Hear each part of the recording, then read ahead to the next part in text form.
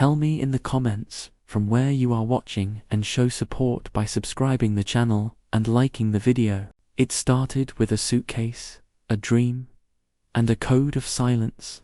In the shadows of Ellis Island, something darker than the American dream was brewing. Something that would change the underworld forever.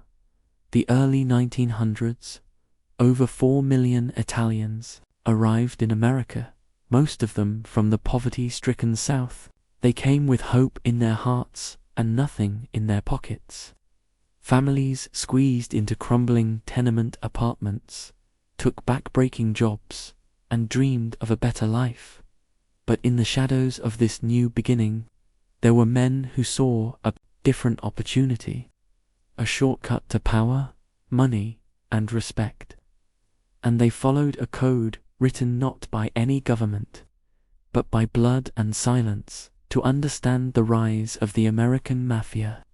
We have to go back across the Atlantic to Sicily.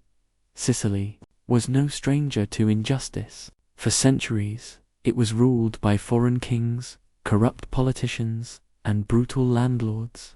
In this chaos, ordinary people created their own form of justice's secret society.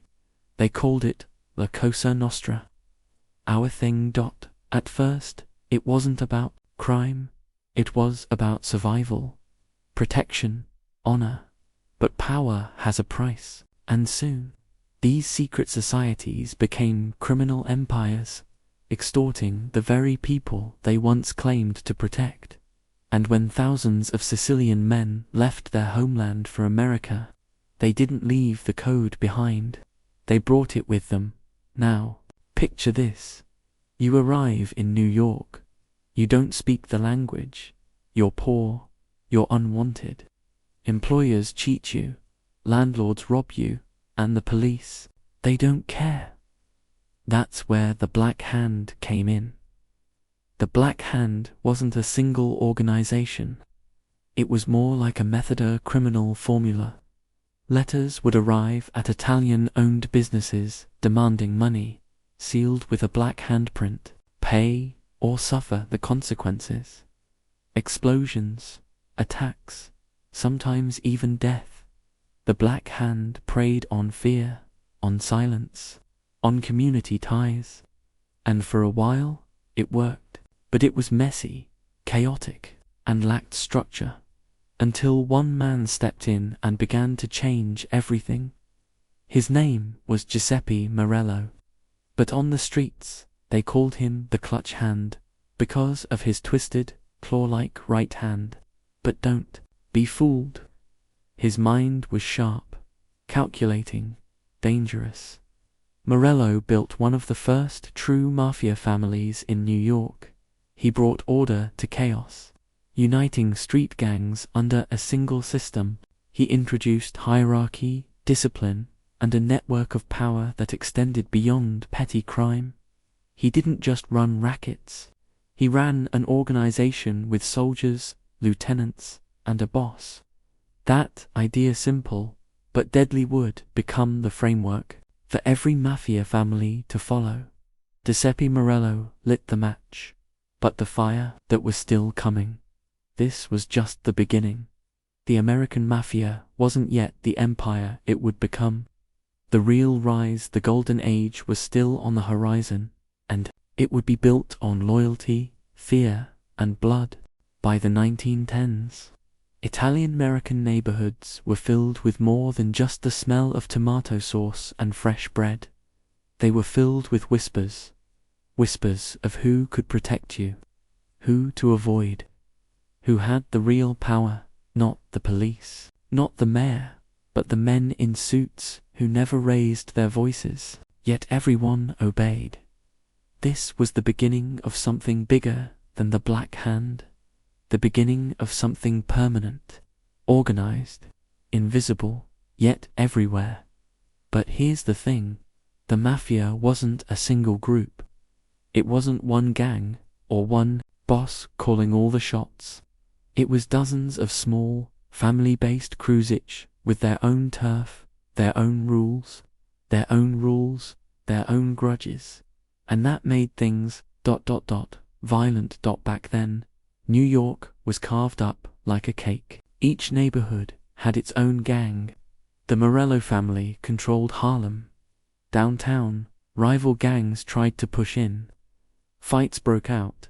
Bodies turned up. But it wasn't random. It was business. Every hit was about territory, money, or power. Still, something was missing. Unity. What the Mafia needed was a new generation of leaders. Men who didn't just want to make money but wanted to build an empire. And around this time, new names began to rise. Names that would echo through Mafia history. Joe the Boss, Mafia, Salvatore D'Aquila, Frankie Yale. Each one wanted to be the king of New York, and each one was willing to kill for it. But while these bosses fought each other in the streets, younger men were watching, learning, waiting. Men like Charles Lucky Luciano, who started out as a low-level street thug, running errands and shaking down shopkeepers. But even as a teenager, Luciano was different. Smart, strategic, ruthless when he had to be, but careful enough to survive. And he wasn't alone. Vito Genovese, Frank Costello, Meyer Lansky, Bugsy Siegel. These were the next wave of young bloods, who would later redefine the Mafia itself. But we'll get to them soon. For now, back in the 1910s and 1920s, the streets were ruled by the old guard. They believed in tradition, bloodlines, and brute force. You were either with them or under them. Still, they shared one belief: family came first. Not just the family you were born into, but the family you chose, the Mafia family. A sacred brotherhood bound by loyalty, silence, and honor. You don't betray the family. You don't question the boss. You don't speak to outsiders, ever. That's omerta, the code of silence. Break it, and you're as good as dead. No courtroom, no second chances. Just a bullet or a blade. This wasn't just crime. It was culture, a lifestyle passed down from generation to generation like a dark inheritance. And with every new year, the Mafia wasn't just surviving, it was expanding, gaining power, gaining respect. Too many Italian immigrants joining the Mafia wasn't just about money. It was about identity, control, protection, in a world that had offered them none. In a country that often shut its doors, the Mafia opened its arms. But nothing builds power like opportunity. And that opportunity, it came in the form of a national disaster and a criminal jackpot. It was called Prohibition. And it would make the Mafia rich beyond their wildest dreams. In 1920, the US government made one of the biggest mistakes in its history. It banned alcohol overnight. The 18th Amendment turned millions of law-abiding citizens into lawbreakers. People didn't stop drinking, they just stopped drinking legally. And where the law stepped out, organized crime stepped in. This was Prohibition, the perfect storm. And for the Mafia, it was a gold rush. For years, Italian gangs had been scraping by extortion, gambling, petty rackets. But now there was a product that every American wanted and couldn't get. Booze. And the Mafia. They delivered that smuggled liquor across borders, hijacked rival shipments, bribed police, judges, even senators. They set up speakeasy-sized clubs behind fake doors and hidden basements, where the drinks flowed and the money never stopped. It wasn't just the Mafia getting rich. Irish gangs, Jewish mobs, and corrupt business owners all wanted a piece. But among them, the Italian Mafia stood out for one reason: organization. This wasn't random crime anymore. This was strategy.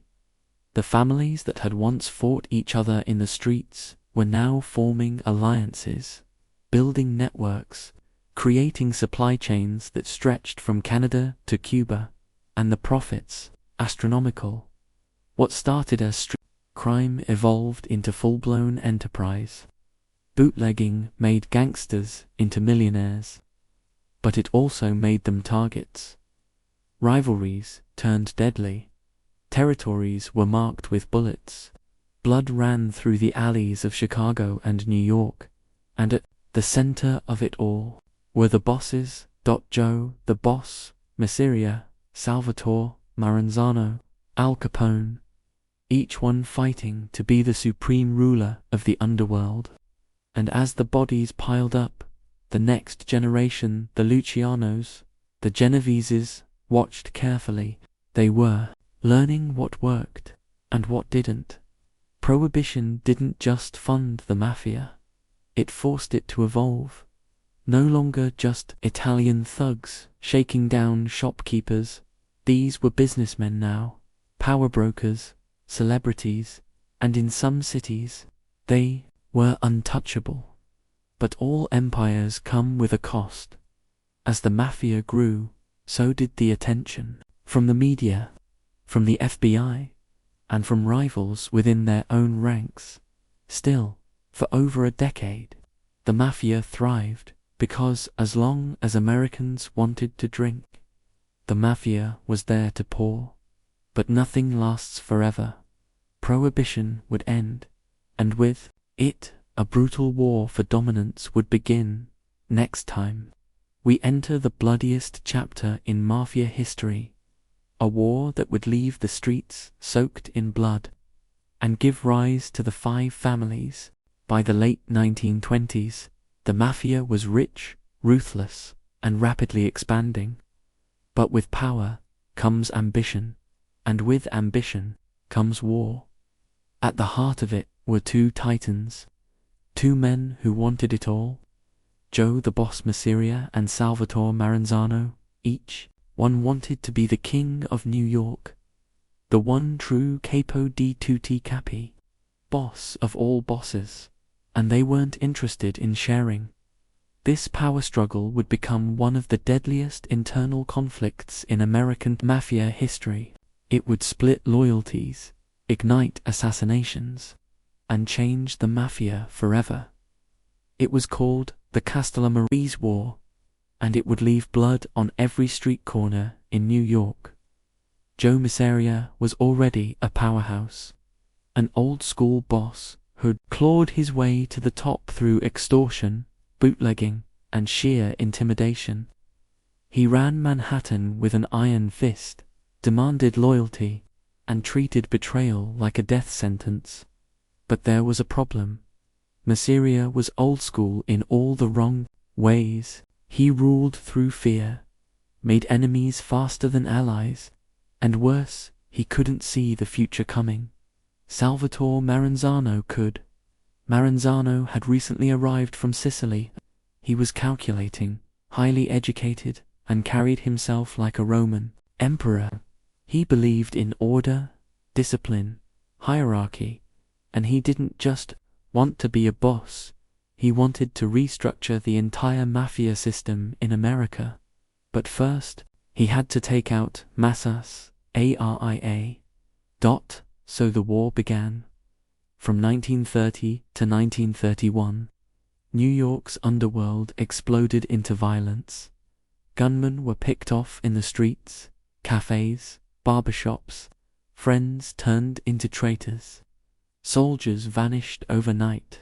It was more than a gang war, it was a civil war. And caught in the middle were the young up-and-comers, men like Lucky Luciano, who served under Masseria, but had his doubts. Luciano saw that the future of the mafia wasn't about tradition, it was about business, about modernization, about power that could last for generations. And watching Masseria fumble the war, Luciano knew if the mafia was going to survive, something had to change. Someone had to fall, and someone else had to step in. The Castellamarese War wasn't just about bullets, it was about vision. Two bosses fought to rule the past, but one young gangster was ready to build the future. By 1931, the Castellamarese War had dragged the Mafia into chaos. Bodies were dropping weekly. Businesses were collapsing. Fear ruled the streets. And for the younger generation of gangsters, one thing became crystal clear. This wasn't good for business. Enter Charles Lucky Luciano. Luciano had been a loyal lieutenant to Joe Messina. He was sharp, brutal when needed, but more importantly, he had vision. He believed the Mafia could be more than street crime. It could be an empire, a corporation in the shadows. But to get there, the old ways had to die. And for Luciano that meant one thing. Joe Messina had to go. It was a risky move. In the Mafia, betrayal wasn't just a crime. It was a death sentence. You don't turn on your boss. You don't make side deals.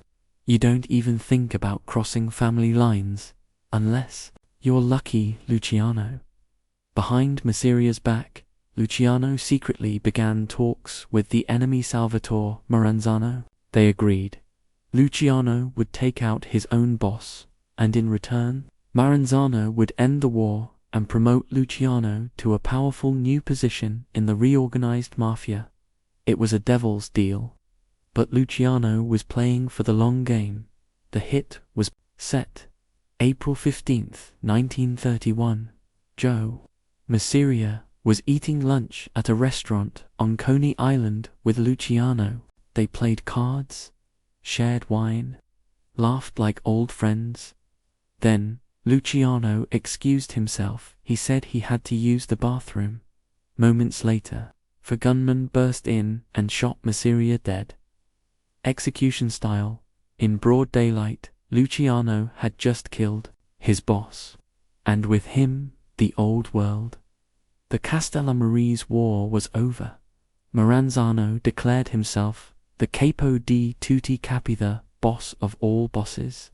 He began to restructure the Mafia, creating a hierarchy where no one could act independently, without approval.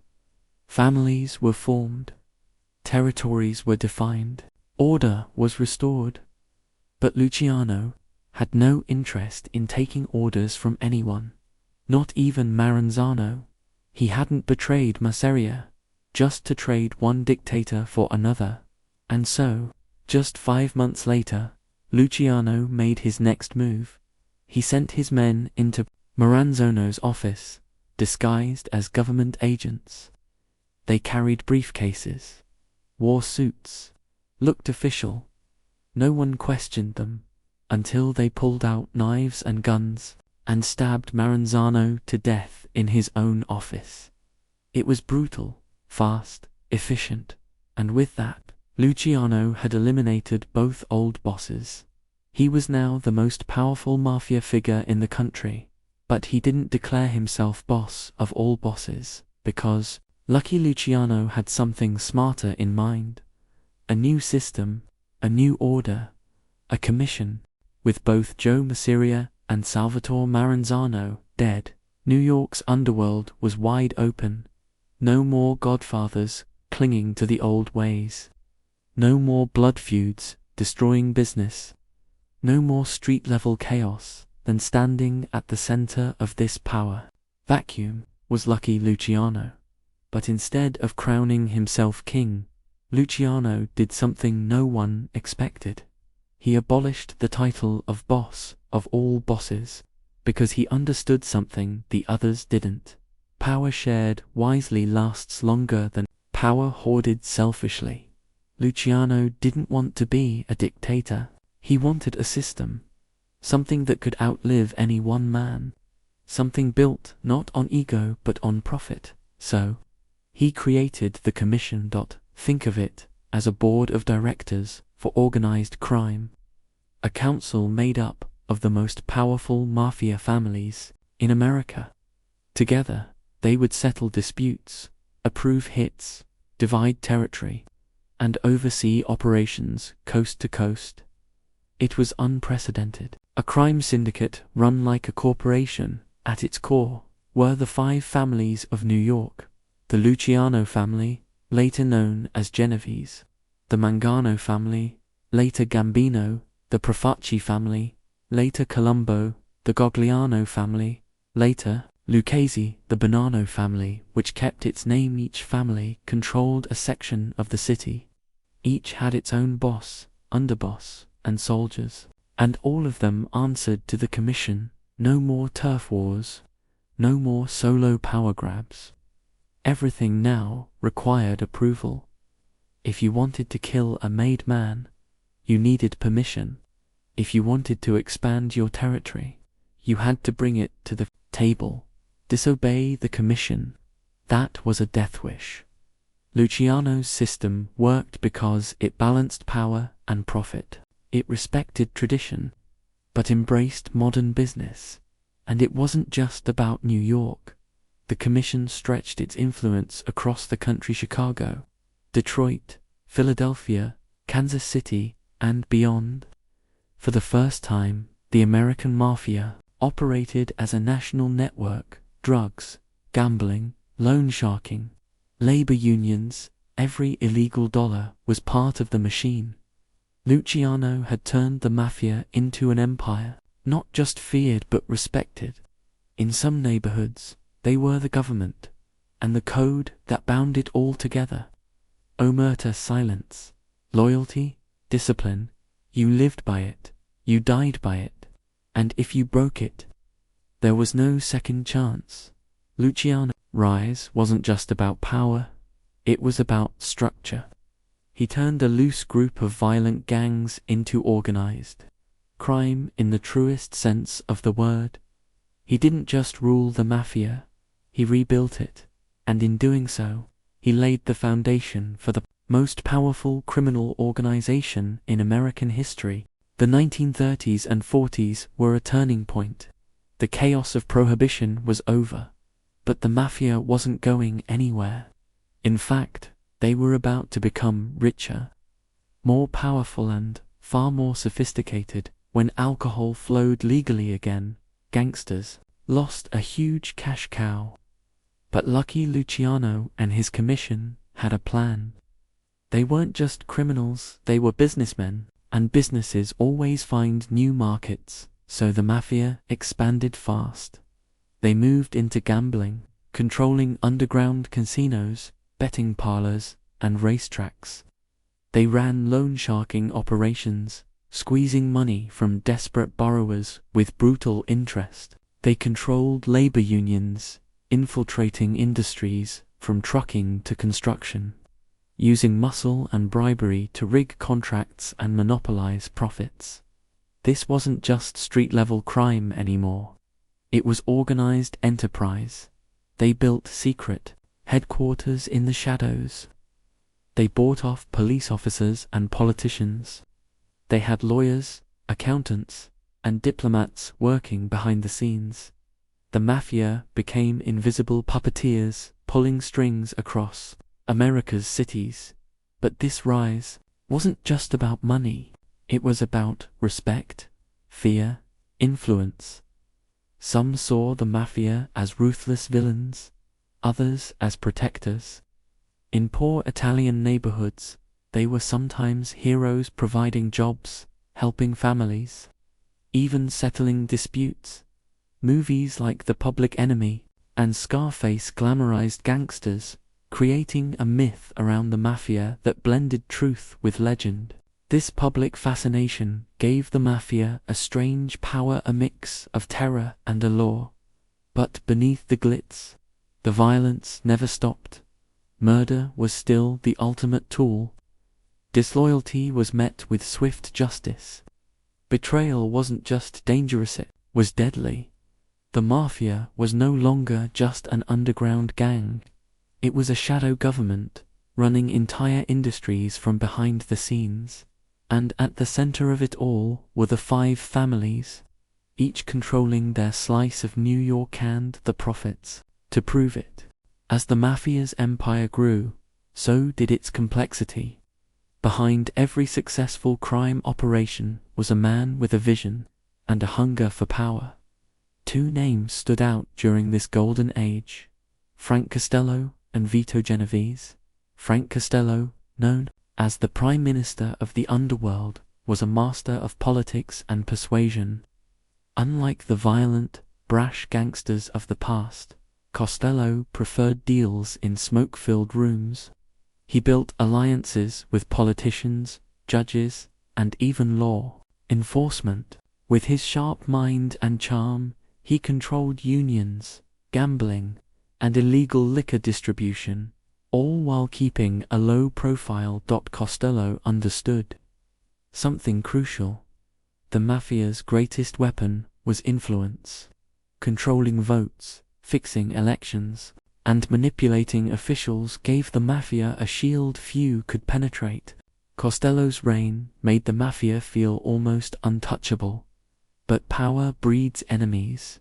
Enter Vito Genovese, a ruthless and ambitious man who returned from Italy determined to take control. Genovese was the opposite of Costello, bold, brutal, and unapologetically violent. He believed that fear was the only language true power understood. Genovese worked his way up through the ranks, building muscle and loyalty with a brutal efficiency that made him feared by allies and rivals alike. The tension between Costello and Genovese grew, sparking a fierce power struggle that divided the Mafia. In 1957, Genovese made his move, an assassination attempt on Costello. The hit failed, but it sent a clear message. The balance of power was shifting. Costello survived, but was never the same. Genovese was ascending. That same year, the Mafia was thrust into the national spotlight. The infamous Appalachian Meeting, a secret summit of Mafia bosses from across the country, was raided by law enforcement. Dozens of mobsters were arrested or exposed. The meeting revealed the true scale of organized crime in America and shattered the illusion that the Mafia was untouchable. The fallout was massive. The government ramped up investigations, senators held hearings. J. Edgar Hoover could no longer deny the Mafia's existence. The Golden Age was both a peak of power and the beginning of intense scrutiny. The Mafia had wealth and influence, but the heat was turning up. The question was, how long could the empire last? Behind every Mafia empire are the men who make sure things get done by any means necessary. Two names stand out as the architects of muscle and money in the golden age of organized crime: Meyer Lansky and Bugsy Siegel. Meyer Lansky was the brain, the strategist. While others brawled in the streets, Lansky built financial networks that stretched from New York to Cuba, even into Las Vegas. He was one of the first to see the potential of casinos and legitimate businesses as fronts for money laundering and gambling profits. Bugsy Siegel was the fire, the enforcer with style and vision, known for his charm and ruthless temper. Siegel helped turn the Mafia from street criminals into influential players in the entertainment world. He's often credited with founding the Las Vegas Strip, turning a desert outpost into the gambling capital of the world. Together, Lansky and Siegel were more than just mobsters. They were pioneers who reshaped the underworld. But the Mafia's power wasn't just in casinos or bootlegging. It was in labor unions. The Mafia infiltrated unions controlling trucking, docks, construction, and garment industries. By manipulating unions, they could extort businesses, rig contracts, and control the flow of goods and services across cities. If a business didn't pay protection money, their shipments might be delayed, or workers suddenly on strike. The Mafia had a stranglehold on the economy beneath the surface. And political corruption ensured that investigations rarely went anywhere. Police chiefs, judges, and politicians were often on the Mafia's payroll. This gave the Mafia a double layer of power: muscle on the streets, and influence in the halls of power. But this golden age was built on a fragile foundation. Rivalries simmered, betrayals lurked, and the FBI was closing in. The glamorous image of the Mafia hid a violent and dangerous reality, a world where trust was scarce, and a wrong move could mean death. The stage was set for the next chapter, the Mafia's eventual decline. By the 1960s, the Mafia's golden age was showing cracks. For decades, they'd operated in the shadows, shielded by fear, corruption, and silence. But now, the tide was turning. The Federal Bureau of Investigation, led by a determined new director, had finally made the Mafia a top priority. This man was J. Edgar Hoover, a complex figure who for years denied the Mafia's very existence, but with mounting evidence, public pressure, and political will, Hoover shifted gears. The FBI launched Operation Underworld, a covert campaign to infiltrate and dismantle the Mafia's grip on America. They recruited informants, tapped phones, bugged hideouts, and followed the money trails hidden beneath layers of secrecy. For the first time, the government wasn't just reacting to mob violence, they were going on offense. The FBI wasn't alone. In 1963, the RICO Actricatia, Influenced and Corrupt Organizations, was introduced, giving law enforcement powerful new tools to charge mobsters not just for individual crimes, but for being part of a criminal enterprise. This legal weapon would change everything.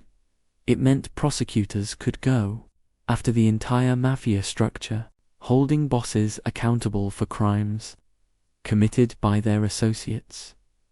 The Mafia was built on loyalty and silence.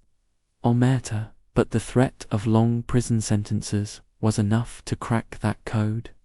And cracks began to show at the same time. The Mafia was dealing with internal strife. Generations of violence, betrayals, and power struggles had created enemies inside and out. Younger members wanted to break old codes and work with new criminal enterprises. Drugs, for example, older bosses resisted, creating dangerous divides. And the FBI was ready to exploit every weakness. The era of invincibility was over. The Mafia had thrived for decades on a simple code: silence, loyalty, and fear. But in the 1960s and 70s, that code began to crack.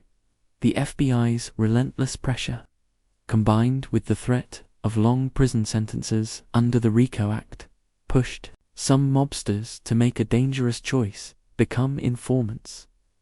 One of the most infamous was Joseph Velazzi, a soldier in the Genovese family. In 1963, Velazzi broke Omerta and testified before a Senate committee, revealing the inner workings of the Mafia to the public for the first time.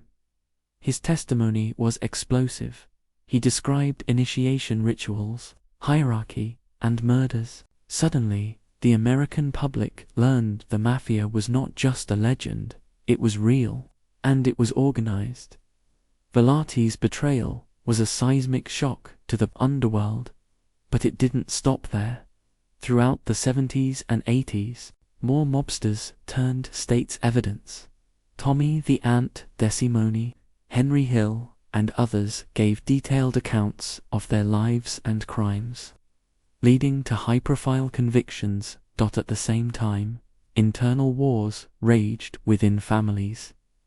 The struggle for power between old-school bosses and younger, more ruthless gangsters led to violent clashes, assassinations, and paranoia. In New York, the Genovese and Gambino families faced brutal infighting. The famous Pizza Connection trial of the mid-1980s exposed a vast drug trafficking operation that linked the Mafia to heroin sales in the US and Europe, dealing a heavy blow to their narcotics empire. These trials and betrayals slowly chipped away at the Mafia's foundation. The once unbreakable code of silence was shattered. Families were torn apart, and law enforcement was closing in, one conviction at a time. The Mafia's golden empire was crumbling. By the late 1970s and early 80s, the Mafia was fighting for survival on multiple fronts. Years of intense law enforcement pressure had decimated their ranks. High-profile trials, informants, and the powerful RICO Act meant even the bosses weren't safe. The commission still existed, but its power was fading. Traditional mafia families faced a brutal question. How do you survive when the game has changed? Some families tried to go deeper underground. They shifted from flashy rackets like gambling and unions to more discreet, lucrative crimes, drug trafficking, money laundering, and infiltration of legitimate businesses. They became less visible, no less dangerous. This period also saw the rise of the new breed, younger, often less tied to old mafia codes, more ruthless, and eager to innovate. They embraced drug trade on a scale the old bosses once opposed. The profits were enormous, but the risks were higher. This created tension. Bosses who once ruled with absolute loyalty found themselves challenged by ambitious younger soldiers who didn't always respect the old rules. Meanwhile, the FBI and other agencies became even more sophisticated. They used undercover agents, wiretaps, surveillance drones, and financial forensics to track the Mafia's moves. One of the most famous operations was Operation Donnie Brasco. An undercover FBI agent infiltrated the Bonanno family for years, gathering critical intelligence that led to dozens of arrests. The Mafia's paranoia grew. Trust was in shorter supply than ever. Families became fractured, with betrayals increasing. Some mobsters fled, others flipped, and the once tightly knit organization began to unravel. Yet, despite all this, the Mafia never completely disappeared. It adapted, changed, and survived in the shadows. While the media often proclaims the Mafia is dead, its legacy lives on through organized crime networks that still control industries, exert influence, and operate quietly. But the Golden Age, that era is long gone. The era of kings and queens ruling with guns and gold has faded into history. By the late 1970s, the Mafia was no longer just a shadowy rumor whispered on street corners. It was a prime target under the harsh glare of the American justice system. For decades, the Mafia had thrived in the gray zones of legality, using fear and silence, the sacred code of omerta, to shield their operations. But now, prosecutors wielded powerful new tools designed to penetrate that veil. The Racketeer Influenced and Corrupt Organizations Act, or RICO, passed in 1970, was revolutionary. Unlike traditional laws that tackled crimes one by one, RICO allowed prosecutors to charge entire criminal organizations for patterns of illegal activity.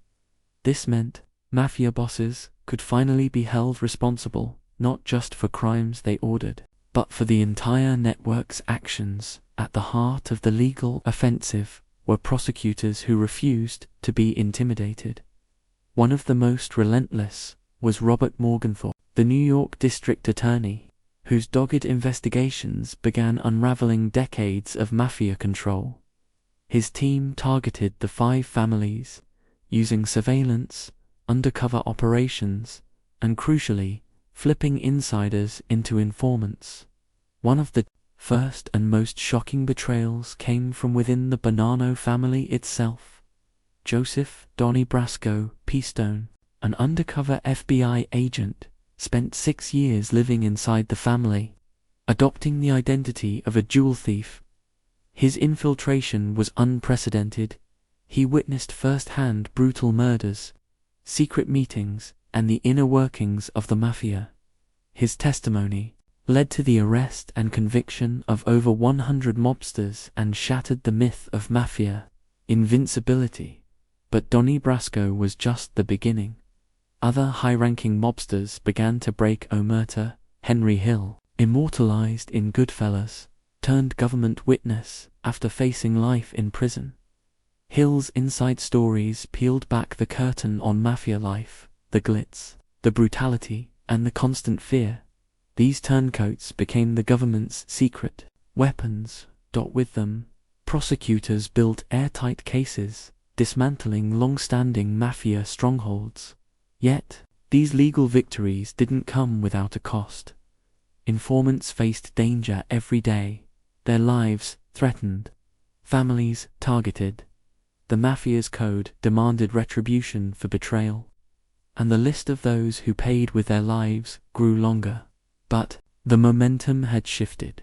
The courtroom battles were brutal, dramatic, and historic, from secret grand jury testimonies to dramatic trial showdowns. The mafia was finally losing the war on its own turf. The streets were no longer safe havens. This legal siege marked the beginning of a new era, one where the mafia could no longer operate in the shadows with impunity. By the early 1980s, the government had sharpened its legal arsenal, ready to deliver a devastating blow to the mafia's empire.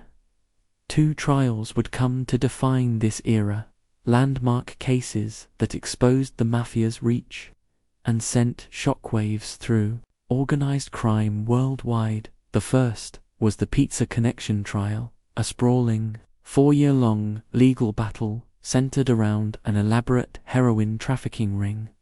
The name Pizza Connection came from the ingenious method the mobsters used to disguise their drug shipments. Pizza parlors.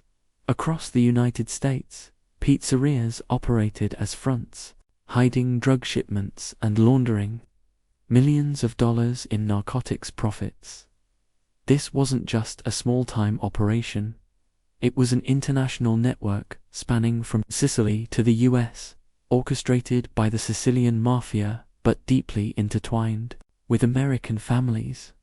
The trial lasted from 1985 to 1987 and involved more than 24 defendants, including mafia bosses and their top lieutenants in the courtroom. Prosecutors revealed how the mafia had evolved beyond street crime. They were now global players in the drug trade, manipulating markets and corrupting officials on both continents. The trial was groundbreaking. It was the first time such detailed, damning evidence of heroin trafficking and mafia collaboration was presented to a U.S. court. Meanwhile, in New York, another monumental trial was unfolding, the Mafia Commission trial. In 1985, prosecutors indicted 11 of the most powerful mafia bosses from all 5 families, charging them with racketeering, extortion, and murder conspiracy. For the first time ever, the government was going after the mafia's ruling body itself, the Commission. This trial was about dismantling the leadership, the men who made the rules, gave orders, and kept the families in line. The evidence was staggering. Undercover recordings, surveillance, and testimonies from insiders revealed the Commission's ruthless grip on organized crime in America. The trial lasted more than a year, involving intense courtroom drama, high-stakes legal maneuvering, and even threats against witnesses. Ultimately, the trial ended in convictions for the top bosses, including Anthony "Fat Tony" Salerno of the Genovese family and Carmine the Snake Persico of the Colombo family. It was a historic victory for law enforcement. The mafia's central leadership was broken. These trials sent a powerful message. No one was above the law. The era of mob untouchability was over. But these victories came at a price. As the mafia's power waned, the underworld fractured into violent turf wars, power struggles, and new criminal enterprises. In the aftermath, Many smaller gangs and emerging criminal organizations stepped into the void. The old mafia was not dead, but it was a shadow of its former self. The mafia's crushing defeats in the courtroom sent shockwaves throughout the underworld, with the commission broken and many bosses behind bars. The delicate balance of power that had kept the five families in check shattered suddenly. The streets weren't ruled by old codes or respected hierarchies, they became battlegrounds. Violence exploded. Rival factions scrambled to grab territory, control lucrative rackets, and fill the leadership vacuum. In New York, families that once cooperated now eyed each other with suspicion and hostility. One of the bloodiest chapters was the Colombo family civil war, sparked by internal disputes and ambition. Gun battles in public places, assassinations of high-ranking members, and retaliations became tragically common. Civilians got caught in the crossfire, and the public's fear and outrage only increased. Meanwhile, new criminal groups began rising to prominence. The void left by the weakened mafia was quickly filled by drug cartels, street gangs, and other organized crime groups who adopted some mafia methods but with a modern twist. Unlike the mafia's old-school secrecy, many of these new groups operated with brazen violence and media attention. Despite the chaos, remnants of the mafia survived.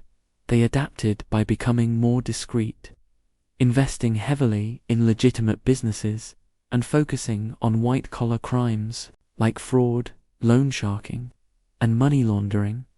The mafia's image also shifted from glamorous kings of crime to a cautionary tale about greed, betrayal, and the consequences of unchecked power. Movies, books, and documentaries have mythologized the mafia, creating legends that blur fact and fiction. But beyond the stories lies a lasting impact. The mafia changed American society, labor unions, politics, and even business practices. Its legacy is complex, a mix of fear, influence, and cultural fascination. Today, while the mafia no longer dominates the headlines like it once did, its echoes remain. Some families still operate quietly, some new alliances form, and law enforcement continues to battle organized crime in many forms. To truly understand the rise and fall of the mafia, we have to step beyond headlines and courtrooms into the lives of the people who lived it.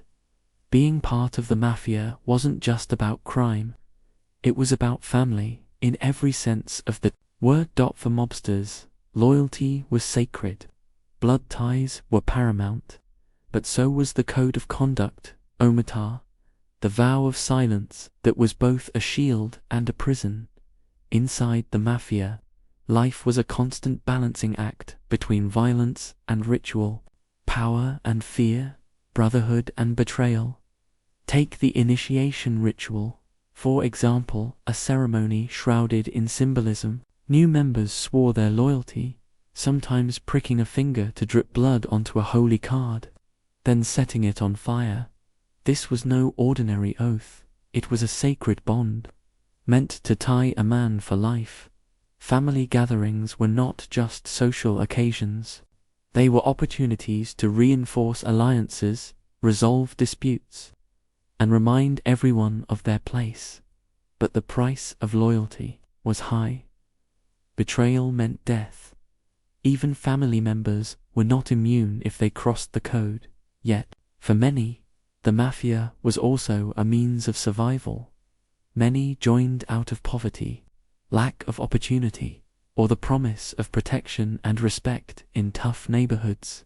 The mafia offered identity, purpose, and sometimes a twisted form of justice when the system outside failed them.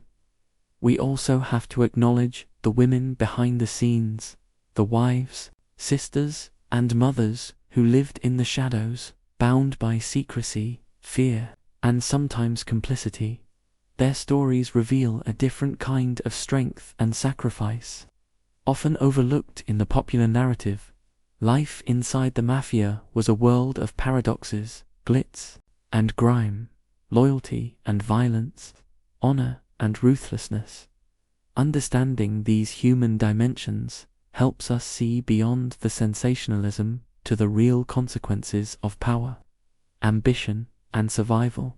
Behind the iron curtain of secrecy that shielded the Mafia, there are voices, stories from those who lived the life, who walked the thin line between loyalty and survival.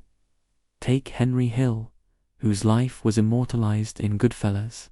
He wasn't born into a Mafia family, but he was drawn into the world by promises of respect, money, and belonging. Hill's story is one of ambition, excess, and ultimately, betrayal. He lived the high life, fast cars, flashy clothes, and dangerous deals, but the facade eventually crumbled, facing a long prison sentence. Hill chose to break the sacred omerta, becoming an informant. Then there's Joseph D. Peastone, the undercover FBI agent who became Donnie Brasco.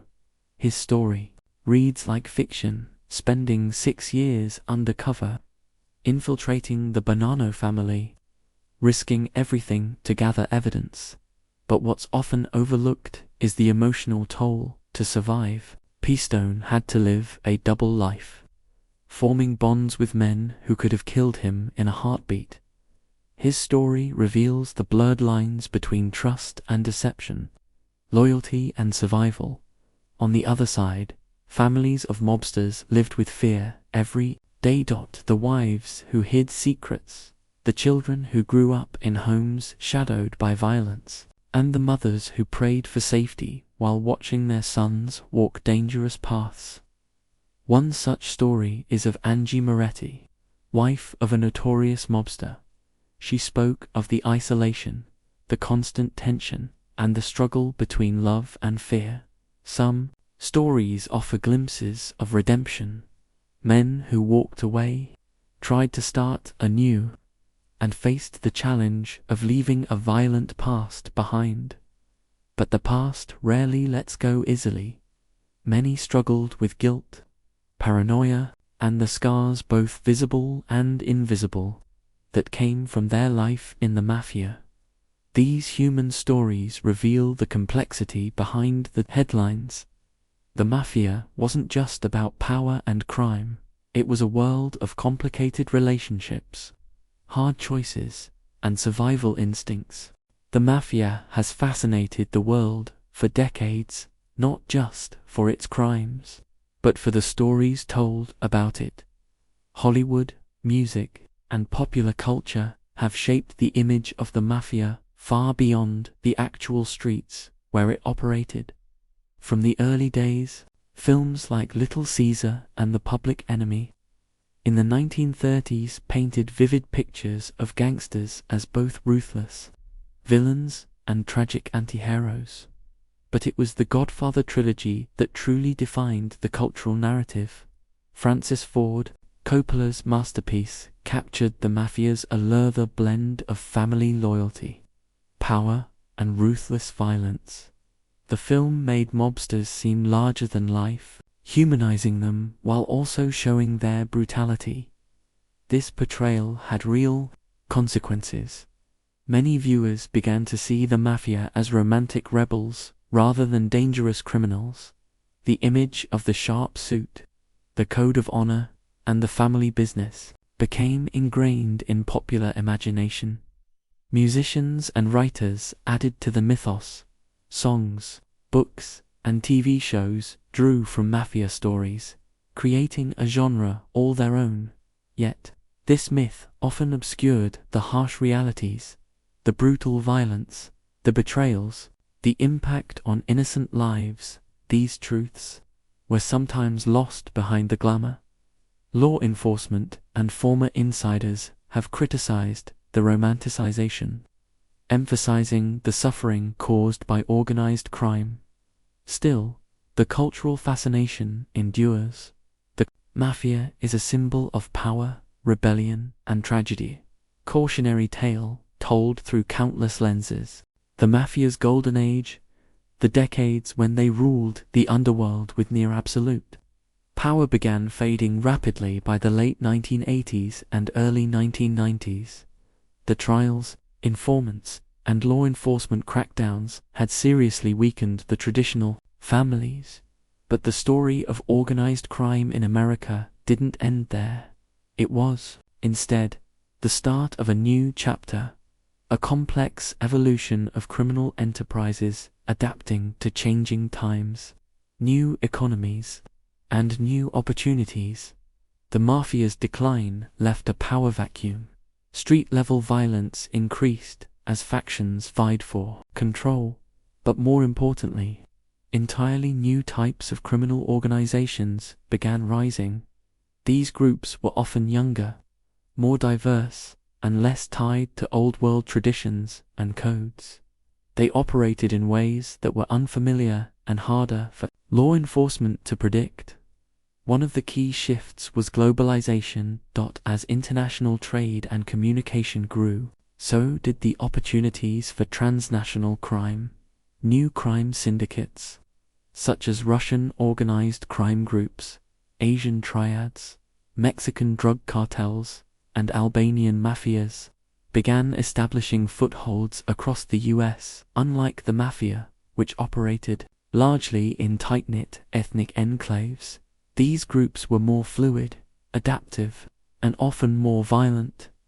Take the rise of the Mexican drug cartels. By the 1990s, these cartels had become the primary suppliers of heroin, cocaine, and later methamphetamine into the US. They employed ruthless tactics, kidnappings, assassinations, and corrupting officials at every level. Their impact dwarfed many of the Mafia's drug operations of the past. At the same time, Eastern European crime syndicates capitalized on the chaos following the collapse of the Soviet Union. They smuggled weapons, people, and drugs. Their operations were sophisticated and often involved cybercrime, money laundering, and human trafficking. The Mafia tried to adapt, but it was a different world. No longer the undisputed kingpins. Many families shifted focus to white-collar crimes, insurance fraud, loan sharking, extortion of small businesses, and infiltration of unions and construction industries. They became quieter, more secretive, rarely making headlines the way they used to. But make no mistake, the Mafia did not disappear. They still control certain territories, maintain alliances, and conduct illegal enterprises. However, their influence is fractured, and the era of the all-powerful mob boss is gone. Meanwhile, technology transformed crime. The internet opened doors for cybercrime, identity theft, and digital fraud areas that traditional Mafia families had no experience with, but which new criminal groups quickly exploited. Law enforcement agencies also evolved, developing international cooperation, cyber units, and intelligence sharing to combat this new breed of organized crime. It's a constant arms race between criminals adapting and authorities trying to stay ahead. This evolving landscape reveals something profound. Organized crime is not a static force, it shifts with the times, exploiting new opportunities, exploiting weaknesses in law enforcement, and reflecting broader social changes. So, while the Mafia's story is often told as a dramatic rise and fall, the bigger picture is one of transformation. The underworld didn't vanish, it morphed, diversified, and continues to challenge society in new and dangerous ways. As the 20th century gave way to the 21st, organized crime found a new battlefield, the digital world, where once crime families ruled the streets with muscle and fear. Now faceless hackers and digital scammers harnessed the power of technology to exploit vulnerabilities on a massive scale. Cybercrime transformed organized crime from something tangible, with suits, guns, and street corners, into an invisible, borderless threat, no longer confined by geography. Criminals operated behind computer screens, targeting banks, governments, businesses, and ordinary people worldwide. This new wave of crime includes identity theft, ransomware attacks, phishing scams, and complex financial fraud schemes. Unlike the mafia's old-fashioned protection rackets, these crimes could generate billions in profit with minimal physical risk. Take ransomware, for example. Hackers infiltrate a company's network, encrypt critical data, and demand huge payments, often in cryptocurrencies, to unlock it. Hospitals, schools, and infrastructure systems have been held hostage by these attacks. Many of the original mafia families struggled to keep up. Technology was alien territory. Instead, new criminal groups with tech savvy, including Eastern European cyber mafias, stepped into the void. One infamous group, known as Fin7, is believed to have stolen hundreds of millions of dollars by hacking into point-of-sale systems at major retail chains. These are not your stereotypical mobsters. They are organized, professional, and ruthless cybercriminal enterprises. But the old world and the new often intersect. Traditional crime families have learned to launder money through cryptocurrencies, invest in online gambling, and even hire hackers to disrupt rivals.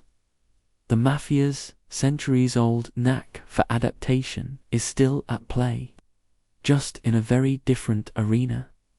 Financial fraud schemes have also exploded. From Ponzi schemes to insider trading, these crimes damage economies and ordinary investors. Organized crime syndicates exploit loopholes in financial regulations, manipulating markets and hiding illicit profits behind complex webs of shell companies. Law enforcement faces immense challenges.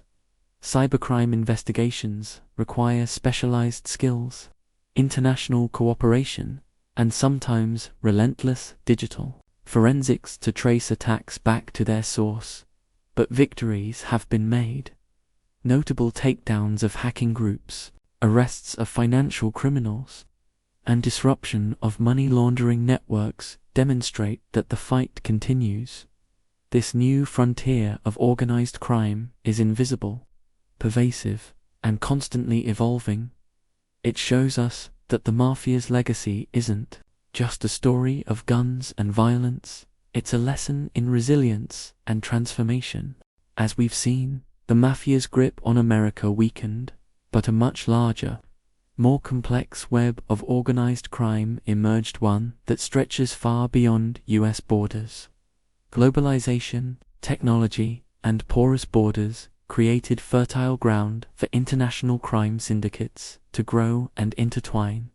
Today, American soil is a battleground for a diverse cast of global criminal organizations with unique histories, methods, and ambitions.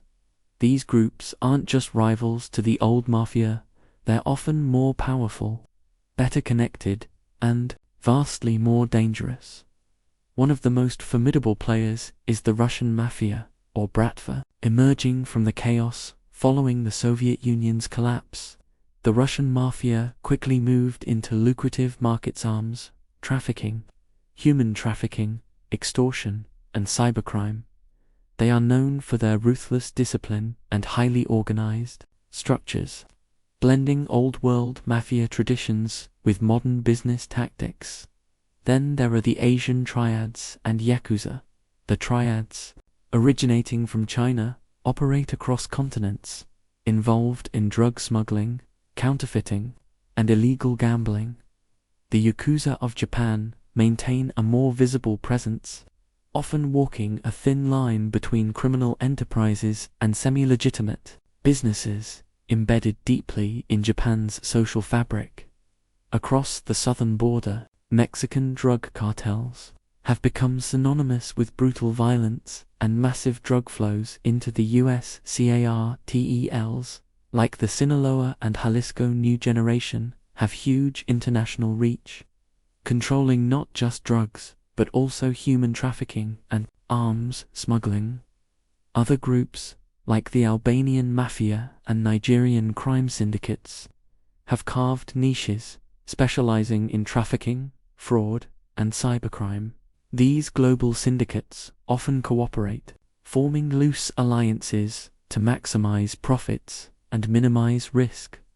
They exploit weak governance in certain regions, corruption, and the anonymity offered by modern finance systems. American law enforcement faces an unprecedented challenge. Combating these groups requires international cooperation, sophisticated intelligence sharing, and constant innovation. Despite this, many successes have been won.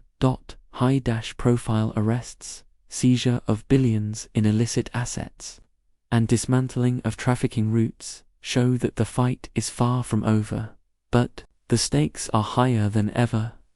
Global organized crime affects everything from local communities to national security and international diplomacy.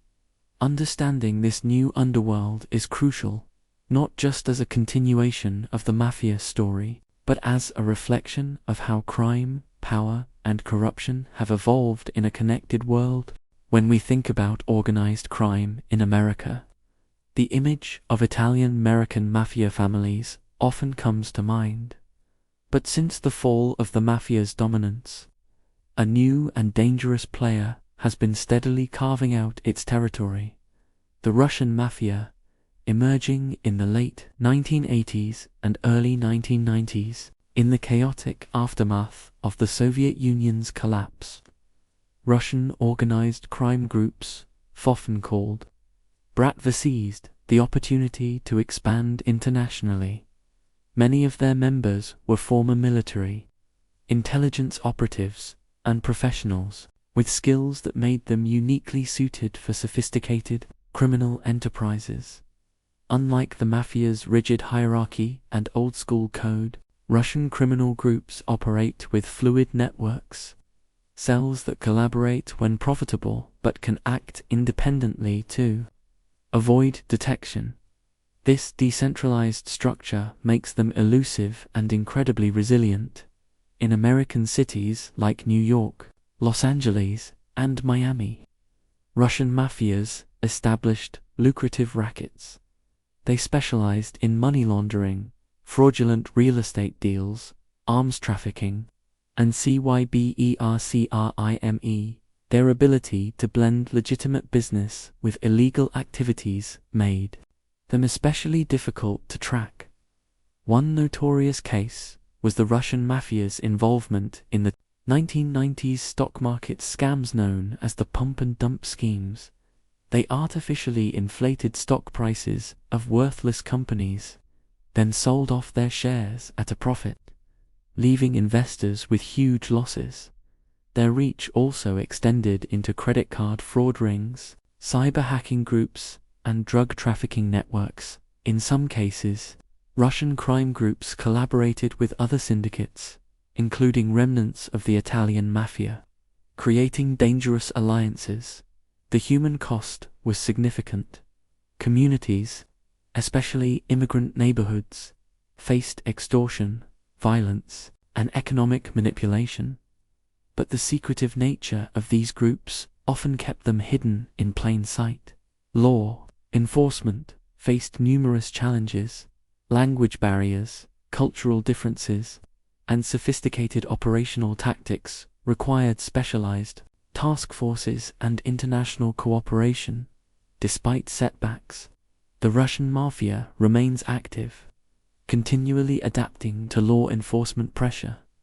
Their story is a stark reminder that organized crime evolves, and new players can rise quickly to fill any void left by old powers.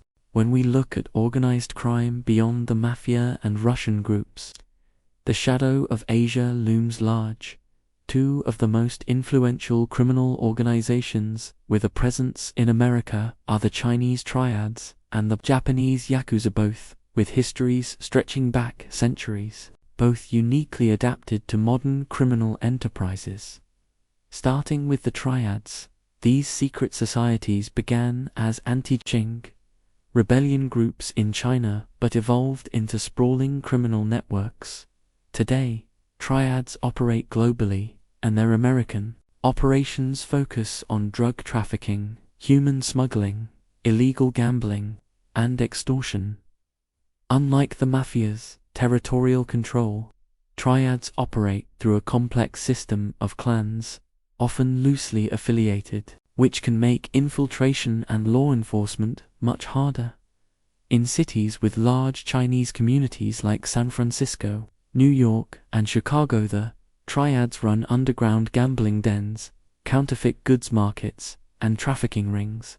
One of the most infamous activities linked to the Triads in the US is human trafficking, often involving vulnerable immigrants forced into labor or prostitution. Their control over smuggling routes and networks stretches from Asia through the West Coast ports into the interior. Moving to Japan, the Yakuza represent a more formalized and visible form of organized crime. Unlike secretive mafia groups, the Yakuza operate openly in many Japanese communities. Their tattoos, rituals, and offices are well known, and they even have ties with politicians and business leaders. While their influence in the US is smaller compared to Asia, the Yakuza maintain interests in drug trafficking, arms smuggling, and money laundering here. Their operations often intertwine with other syndicates, including the Mafia and Triads, forming complex webs of cooperation and competition. Culturally, the Yakuza's blend of honor and ruthlessness creates a paradoxical image, both feared and, in some cases, respected. This adds a unique dimension to their American operations, where traditional cultural values meet the realities of illicit enterprise. Law enforcement faces unique challenges with these groups. Their international reach, secretive rituals, and blending of legal and illegal business complicate investigations.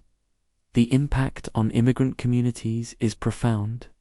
Many victims of Triad and Yakuza activities are exploited in silence, fearful of law enforcement or ostracized by their own communities. Understanding these Asian syndicates deepens our grasp of the modern underworld's complexity. They are not just foreign threats, but deeply embedded in the American criminal landscape. Perhaps no story of organized crime in America today is as stark and impactful as the rise of the Mexican drug cartels. For decades, these powerful syndicates have reshaped the landscape of crime, law enforcement, and daily life across the southern border and deep into the US. The roots of these cartels trace back to local smuggling groups in Mexico during the 1970s and 1980s. But by the 1990s and 2000s, cartels such as the Sinaloa Federation, Los Zetas, and the Jalisco New Generation Cartel, CJNG, had transformed into sprawling, multi-billion-dollar organizations. What sets these cartels apart is their brutal efficiency and capacity for violence. Unlike the mafia's old rules of conduct and respect, cartels often use terror as a weapon. Massacres, kidnappings, and public displays of brutality are chilling trademarks. Their influence extends far beyond drug trafficking. They are heavily involved in human trafficking, smuggling weapons, money laundering, and even infiltrating legitimate businesses and local governments. Cartels have established sophisticated supply chains, utilizing tunnels, drones, and corrupt officials to move drugs across the border. Once inside the US, their reach extends through networks of street gangs, distributors, and money laundering operations. The human toll is devastating. Communities on both sides of the border suffer from addiction, violence, and corruption. Families are torn apart, and law enforcement agencies are stretched thin trying to respond. The US government has deployed extensive resources, border security, task forces, and international cooperation to combat these cartels. Yet, the profits from drugs like fentanyl and methamphetamine continue to fuel the cartels' growth. One chilling reality is the cartels' ability to adapt and evolve. When one leader is arrested or killed, another rises swiftly. When a trafficking route is shut down, new methods emerge.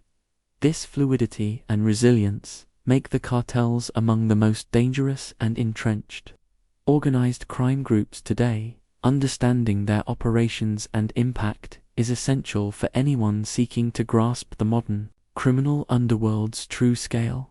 The rise of global crime syndicates and the evolution of organized crime into new, complex forms has posed an enormous challenge for law enforcement agencies in the United States.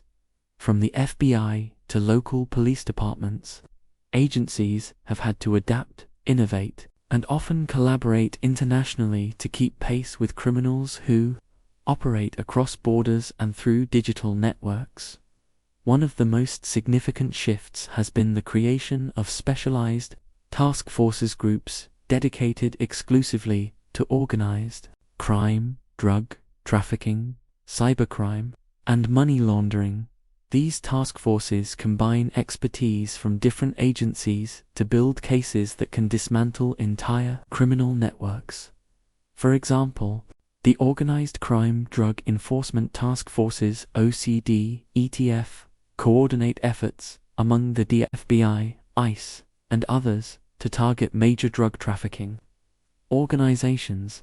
Another critical development has been the expanded use of technology, surveillance tools, wiretaps, data analytics, and cyber forensics allow investigators to track transactions, intercept communications, and predict criminal behavior. The rise of informants and cooperating witnesses from within crime families has also been pivotal. Witness protection programs offer crucial incentives for insiders willing to break the mob's code of silence or omit. However, law enforcement faces significant obstacles. Corruption, intimidation, and deep-rooted mistrust in some communities make gathering intelligence difficult. Moreover, the global nature of these syndicates means that cooperation with foreign governments is essential but often complicated by political tensions and legal barriers. Despite these challenges, many major criminal organizations have been disrupted. High-profile arrests of cartel leaders, cybercrime ring operators, and mafia bosses have sent powerful signals that lawlessness will not go unchallenged. Still, the battle is ongoing. As crime evolves, so too must law enforcement, constantly innovating and adapting to new tactics and technologies. Organized crime doesn't just operate in the shadows. Its impact is felt deeply in communities, often in neighborhoods where families live, work, and raise their children. For decades, many of these communities lived under the shadow of fear, violence, and economic hardship brought on by gangs, cartels, and syndicates. But they didn't remain silent. Grassroots organizations, activists, and local leaders began to push back. They worked to reclaim neighborhoods through education, youth programs, and economic development initiatives aimed at providing alternatives to crime. One inspiring example is the rise of community coalitions in cities like Chicago and Los Angeles, where violence linked to organized crime was at historic highs. These groups work with law enforcement, social workers, and schools to build trust and create safer environments. In many immigrant communities, Organizations also focus on helping victims of human trafficking and exploitation, offering safe havens, legal aid, and counseling. These efforts are often met with resistance, not just from criminals, but from systemic barriers such as poverty, discrimination, and political neglect. Still, the resilience of these communities is powerful. They demonstrate that while organized crime can be deeply entrenched, it is not invincible. Public awareness campaigns, community policing models, and collaborative social services play a crucial role in changing the narrative from one of victimhood to empowerment. The fight against organized crime is not just a law enforcement issue, it's a social one. Supporting education, jobs, and social services creates a foundation that undermines the very conditions that allow crime to flourish. Beyond the street-level battles and community efforts, organized crime is also fought in the halls of government. Policymakers have developed a variety of laws and regulations designed to dismantle criminal enterprises and protect society. One of the most powerful tools in this fight has been the RICO Act, or the Racketeer Influenced and Corrupt Organizations Act, passed in 1970. RICO allows prosecutors to charge leaders of criminal organizations for crimes they ordered or assisted, even if they didn't commit them personally. This law transformed the legal landscape, making it easier to take down entire crime families by targeting their leadership structure. It has been used successfully against mafia bosses, drug cartel leaders, and even white-collar criminal syndicates. Another key area is financial regulation. Since money laundering is the lifeblood of organized crime, laws requiring banks to report suspicious activity, know your customer rules, and international agreements have aimed to cut off illicit funding. International cooperation plays a huge role here. Criminals often move money through complex global networks, shell companies, offshore accounts, cryptocurrencies. Efforts like the Financial Action Task Force (FATF) and treaties between countries facilitate joint actions to track and freeze these assets. On the drug front, policies have ranged from aggressive interdiction to harm reduction programs. The debate continues on the best approach to reduce demand, disrupt supply chains, and mitigate the social consequences of drug trafficking. However, policymakers face challenges. Organized crime is adaptable. New technologies, shifting alliances, and emerging markets continually change the game. Moreover, balancing civil liberties with effective law enforcement is a delicate task. Policies must protect rights while enabling authorities to act decisively against criminal networks. In recent years, there's been increased focus on cybersecurity laws, recognizing that the digital realm is the new frontier for organized crime. Legislation aimed at protecting data privacy, securing critical infrastructure, and prosecuting cybercriminals is evolving rapidly. Looking ahead, policymakers emphasize the need for holistic approaches, combining law enforcement, community support, international cooperation, and cutting-edge technology. The war against organized crime is complex and ongoing, but through persistent efforts at every level, legal, social, and political, there is hope for a safer future. As we reach the final chapter in our journey through the rise and fall of the mafia and organized crime in America, it's time to pause and reflect on the profound impact these syndicates have had both in the shadows and in the light. The mafia's origins in early 20th century America tell a story of immigrant struggle, community, and survival. For many Italian immigrants, the mafia was paradoxically both a protector and a predator. In neighborhoods where discrimination and poverty were rampant, mafia families provided jobs, justice, and social order, albeit on their own terms. They built tight-knit communities bound by loyalty and fear, yet the price was steep. The mafia's influence seeped into politics, law enforcement, and everyday life, corrupting institutions and fostering cycles of violence. Their reign was marked by brutal enforcement of their rules and silence through omerta. Culturally, the mafia left a lasting imprint. From films and literature to music and television, the image of the mobster became a complex American archetype, part villain, part anti-hero. This cultural fascination often glamorized the mafia, sometimes overshadowing the real pain and damage wrought by their activities. But the mafia's story also reveals resilience. Despite decades of crackdowns and internal strife, their legacy continues, not just in organized crime, but in how America understands power, loyalty, and justice.